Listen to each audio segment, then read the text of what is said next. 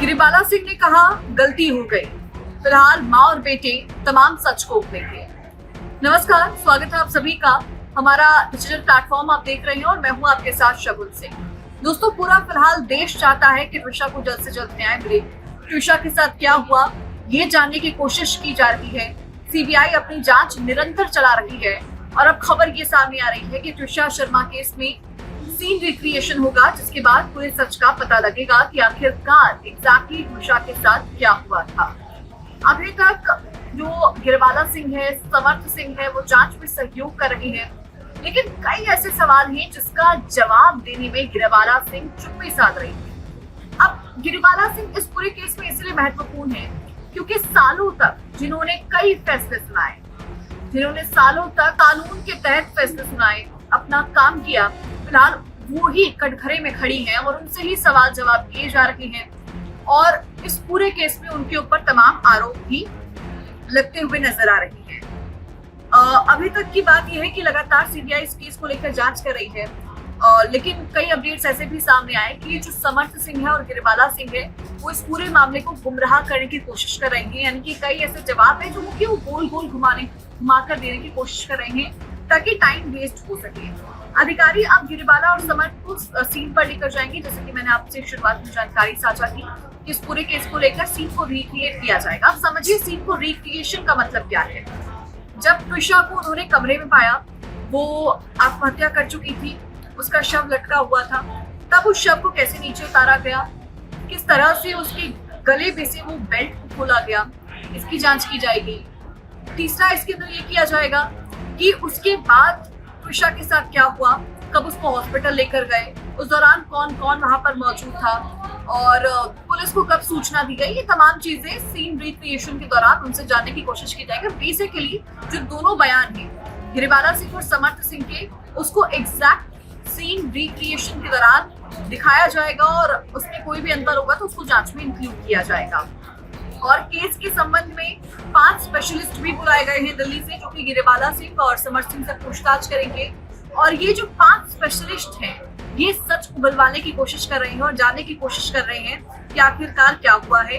घटनाक्रम को समझने के लिए जो स्पेशलिस्ट हैं उन्होंने जांच अधिकारियों के साथ बैठक भी की है, यानी कि पूरे मामले को समझा है ताकि इस जांच में सहयोग वो लोग करवा पाए। फिलहाल जो गिरबाला सिंह है और समर्थ है उनको घर लेकर टीम जाएगी, उसके बाद वहां पर जांच पड़ताल की जाएगी।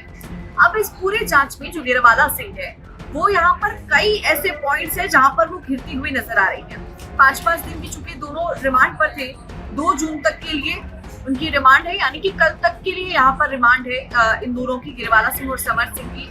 गिरबाला सिंह के स्टेटस और स्किल का हवाला देते हुए सीबीआई ने उनकी रिमांड मांगी थी, जिसके तहत उनसे पूछताछ की जा रही है। अब 7 दिन की जो रिमांड मांगी गई है उसमें लगातार उनसे पूछताछ की जा रही है। अब खबर ये भी सामने आई कि गिरबाला सिंह की तबियत खराब हो गई है, लेकिन उस तबियत खराब होने के बावजूद उनको कोई मोहलत नहीं दी जा रही है, यानी कि वो अभी भी रिमांड पर है, उनसे पूछताछ की जा रही है।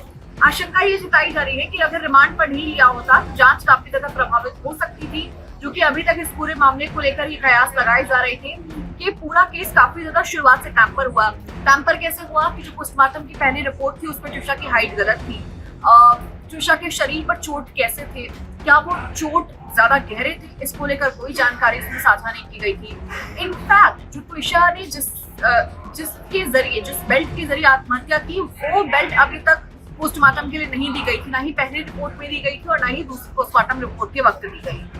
तो इन तमाम मुद्दों पर ये केस फिलहाल शुरुआत से घिरता हुआ नजर आया। अब 5 आधार ऐसे हैं जो जांच एजेंसी ने जिस पर रिमांड मांगी थी कि गिरबाला सिंह बड़े न्यायिक पद पर रही हैं, तो क्या वो चीज उसको टैंपर कर सकती है केस को।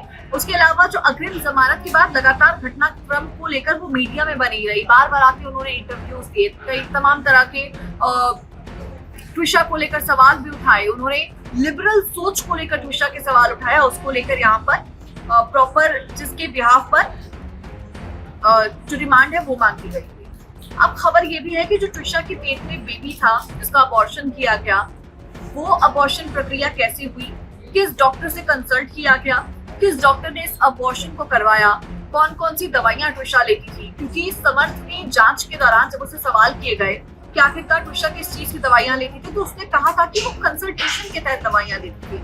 तो कौन था वो जो कंसल्ट करवा रहा था ट्विशा को, उसको लेकर यहाँ पर सवाल जवाब किए जा रहे हैं। और उसके अलावा कई तरह की ऐसी चीजें हैं जो इस पूरे केस के तहत की जा रही है। सबसे बड़ी बात ये कि सीबीआई इसको लेकर सवाल कर रही है कि गिरफ्तारी से आपको डर नहीं था तो आपका बेटा इतना फरार क्यों था।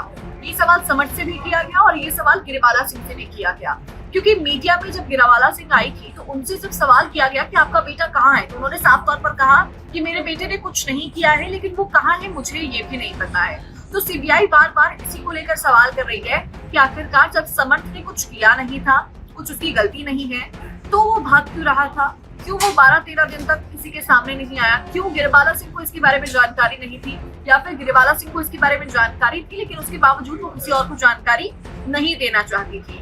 और उसके अलावा जिस दिन वो खुद कटघरे में खड़ी थी, उनके साथ बेटा समर्थ भी कटघरे में मौजूद था, 90 मिनट तक दोनों उस कटघरे के अंदर साथ में थे। और सीबीआई के अधिकारी ये भी बता रहे हैं कि जांच में वो लोग पूरी तरह से सहयोग नहीं कर रहे हैं, थोड़ा बहुत सहयोग करते हुए वो लोग जरूर नजर आ रहे हैं।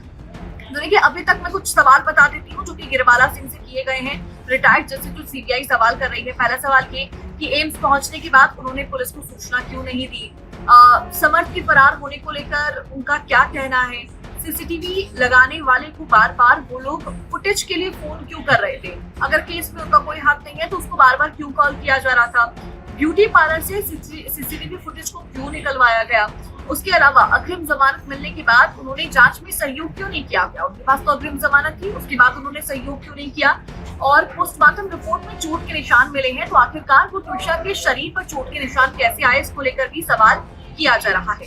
देखिए, 12 तारीख से पूरा मामला शुरू हुआ था और आज 1 जून हो चुकी है। लगातार इस मामले को लेकर जांच की जा रही है और फिलहाल जो पूरी जांच की स्थिति है वो इसी बात पर अटकी हुई है कि आखिरकार उस रात को ट्विशा के साथ क्या हुआ, क्यों गिरिबाला सिंह बार बार लोगों को कॉन्टैक्ट कर रही थी, पार्लर से सीसीटीवी फुटेज निकलवाए गए, घर के सीसीटीवी वाले को कॉल किया गया और वहां से भी फुटेज निकलवाने की कोशिश की गई, और समर्थ इतने दिन तक क्यों फरार था। आज रिक्रिएशन होगा स्क्रीन का, जिसके बाद स्थिति और भी ज्यादा स्पष्ट होती हुई नजर आएगी और कल तक की रिमांड है, उसके बाद वापस से उनकी पेशी होगी, फिर देखना होगा तस्वीर कैसे बदलती है। आप इसको लेकर क्या सोचते हैं, प्लीज मुझे कमेंट सेक्शन में बताइएगा, क्योंकि ये पूरा मामला बेहद हाई प्रोफाइल हो चुका है और लगातार इसको लेकर कई अपडेट्स सामने आ रहे हैं जो कि हम आपके साथ लगातार साझा भी कर रहे हैं। नमस्कार।